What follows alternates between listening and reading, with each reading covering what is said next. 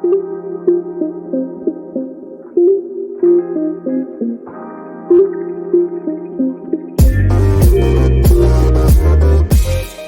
listening to the ELT Practitioner Podcast, the show that brings teachers from all over the world together, with your host, Rosita.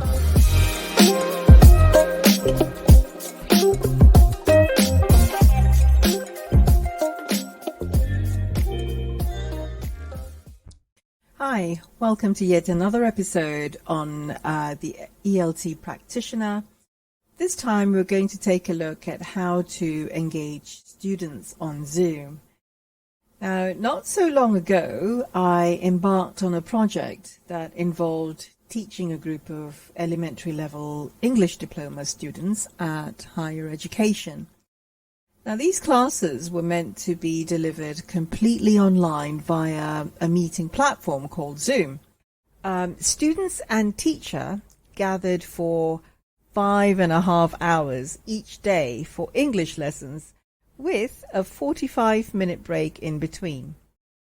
Now, needless to say, as pleased as I was to be participating in this venture, I must confess to the anxiety of taking on the gargantuan task of trying to engage learners for at least 5 hours online.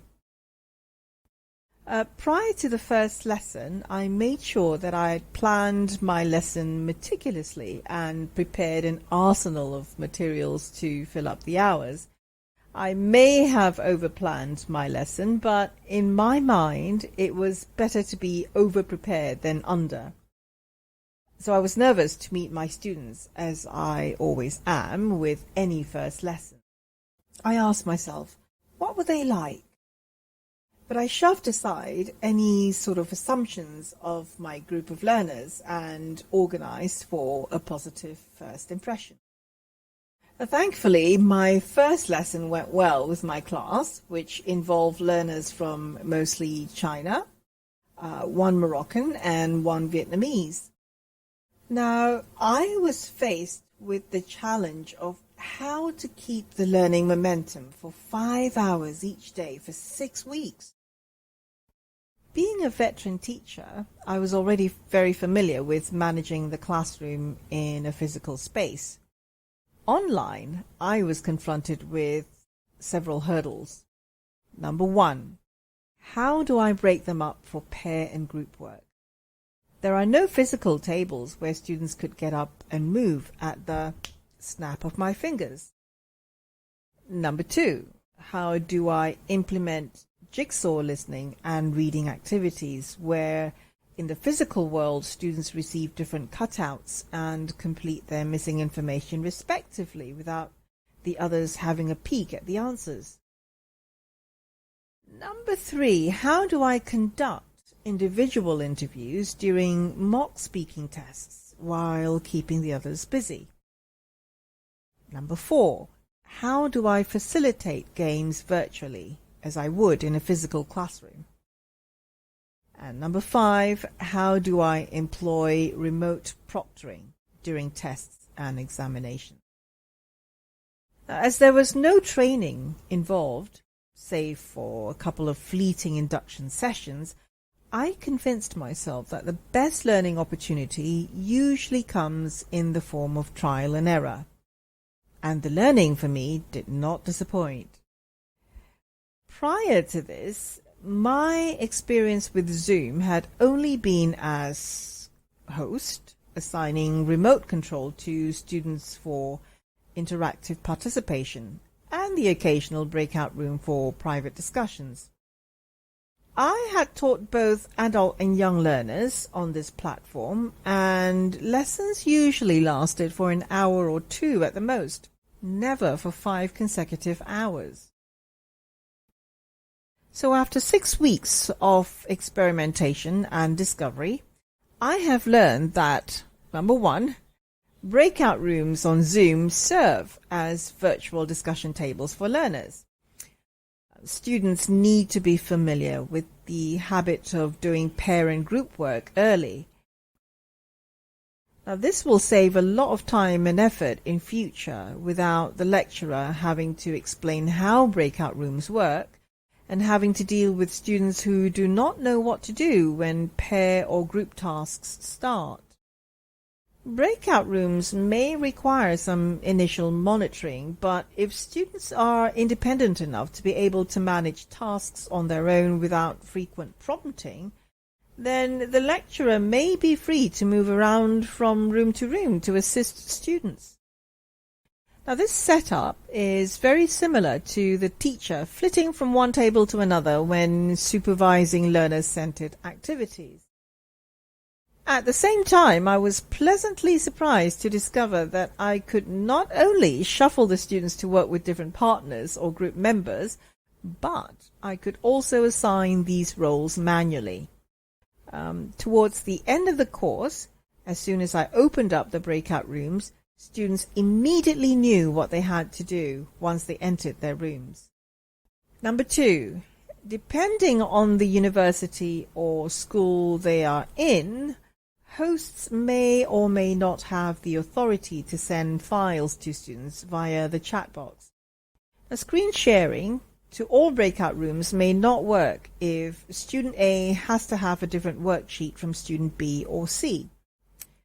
A workaround to this is to email individual students their handouts according to who they are supposed to pair up or work with, and getting them to interact with each other using these emailed handouts. In my experience, it worked like a charm. With jigsaw group activities, I made sure that group A, B, or C were in the same breakout rooms where they had to discuss the questions they were going to ask their respective partners later. Now, once this stage was done, students A, B, and C were then grouped together in different breakout rooms to begin their activities. I have discovered again that this virtual arrangement was very much parallel to moving learners around in the physical tables during student-centered tasks, such as these. So, another win. Number 3. In the physical classroom, students could be assigned tasks to do while the teacher's attention is elsewhere with other learners. Likewise, this could also easily be organized online while the teacher is in a breakout room attending to one or more students. However, there could be one drawback. Instead of doing what they're tasked to do, what if students decided to focus their attention elsewhere while waiting for the teacher to finish?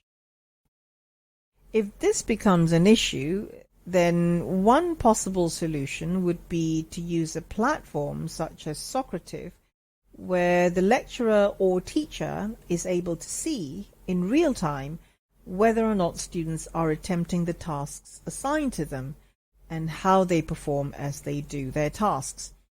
Now, fortunately, I have the luxury of using my smartphone and tablet to log in and monitor student activities when they are unsupervised. However, for teachers who have access to only one piece of equipment, this could be achieved with the teacher being in the breakout room while having another window open on the same screen with Socrative running in the background.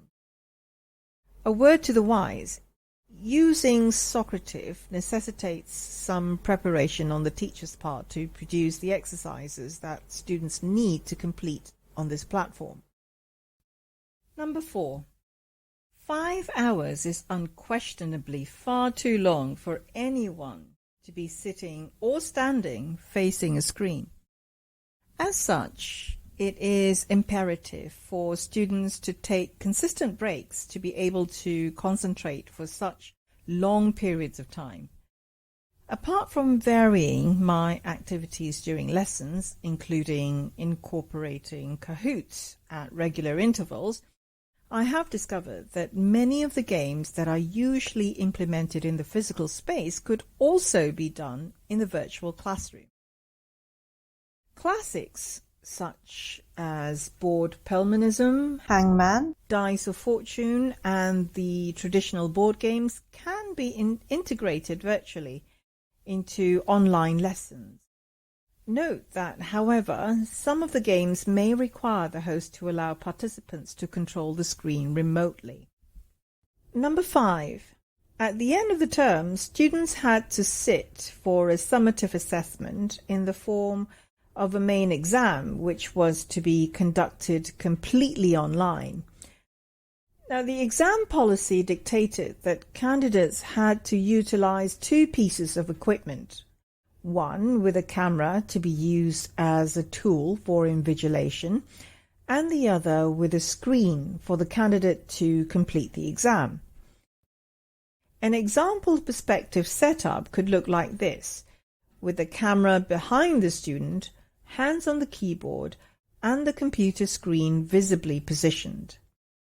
There are some online proctoring systems and software that the university or school could subscribe to. However, when I did this, I had to do a dummy run with my students so that they would be prepared with their equipment on the exam day itself. Of course, there's no foolproof way of knowing whether the candidate is cheating or otherwise, but it does help to emphasize and remind students of the importance of academic honesty.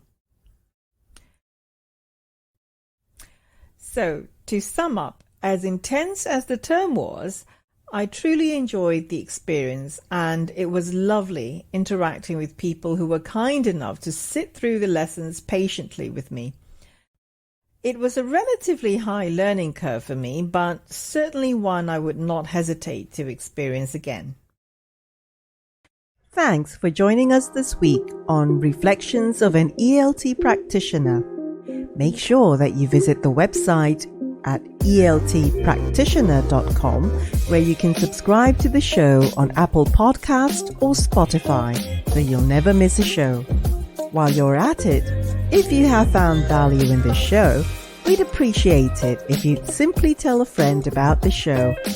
Be sure to tune in next week for our next episode.